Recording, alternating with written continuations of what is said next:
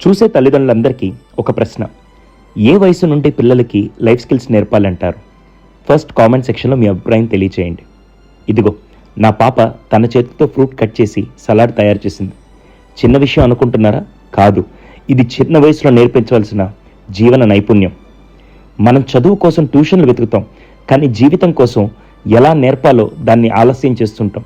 జాగ్రత్త పేరుతో ఇది చిన్నదే, కత్తి ప్రమాదం, వాళ్ళకి వీటితో పని లేదు అంటూ చిన్నప్పుడే నేర్చుకోవాల్సిన జీవన పాఠాలని పెద్దయ్యాక బలవంతంగా నేర్చుకోవాల్సి వస్తుంది.